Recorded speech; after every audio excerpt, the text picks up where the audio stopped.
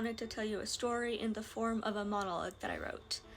This is a very personal story and one that is really, really hard for me to tell, but it's one that I feel like deserves being shared. But this is your trigger warning that the story is about depression and the really dark sides to depression. I'm not going to say the specific word because the word alone is triggering, but if you know anything about depression and mental health, I think you can understand what I'm trying to say without actually saying that word. And the reason I want to tell this story is that you don't often hear survivor stories like mine. And that's what this is. This is my survivor story. Hope you enjoy it. I am so tired. Not the kind of tiredness that sleep fixes. Not the kind that eats at your bones. The kinds that make every thought feel heavier than air. God, I've tried. I've tried to smile. I've tried to keep going. I've tried to make them notice. I've tried to hold it together. But I can't do this anymore. I can't stop the spinning. I can't stop the ache. I can't make it quiet. I can't make them see me. I can't make myself stop thinking, stop wanting, stop hurting. Everything feels too heavy. The air, the light, even my own name. The future feels like it belongs to someone else. I just want the pain to stop. If I could fall asleep and not wake up for a little while, just until it passes, I would. Because this feels endless. Like if I let myself cry all the way through it, there would be no bottom. Dreams are sweet until they're not. Men are kind until they aren't.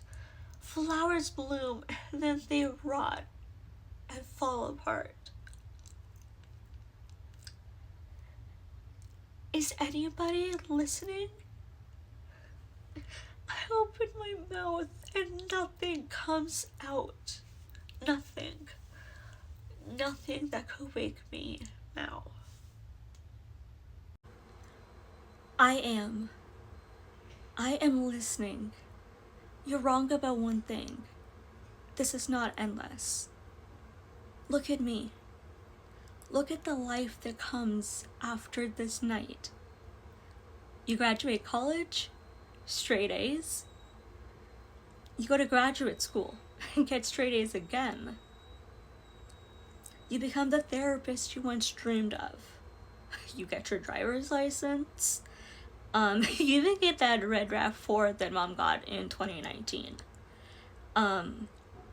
You move out and you start to live the life that you felt like you were cheated out of. You start martial arts, something you never thought you could do, like ever. You become an athlete again. Sweat, bruises, strength. You stay. You become home in your body and soul.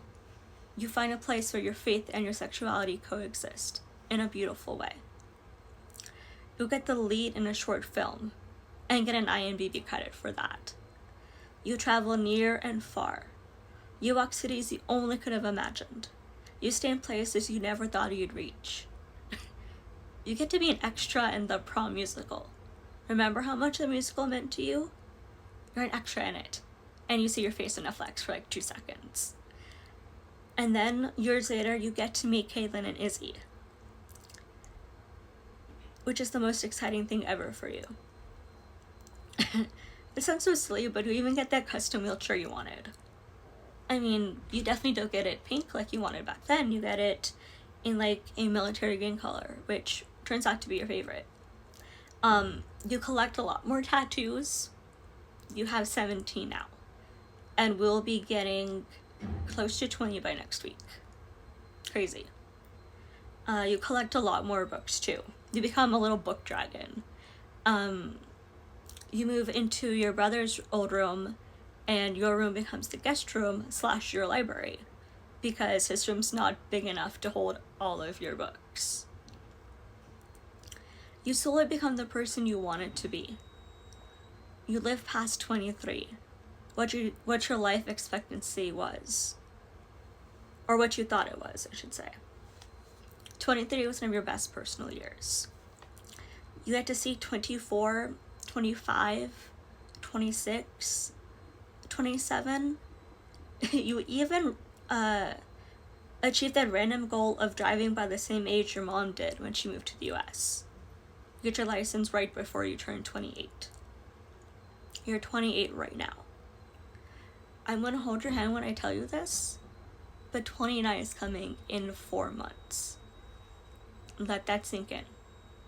29 in 4 months. A year you never could have fathomed when you sat here like this. You stayed. You survived. You became someone you are proud of. March still comes. It still knocks. It still wants to convince me that it's endless. But it isn't. I am here because you stayed. You did that so future you could exist. Because the girl who thought no one was listening became the one who hears her. You said flowers bloom until they rot. You were wrong. Flowers turn into seeds. Some seasons look like endings, but they're only beginnings in disguise. You're not falling apart. You're not broken. And you're not alone. You're planting tomorrow, and you will live long enough to see it grow.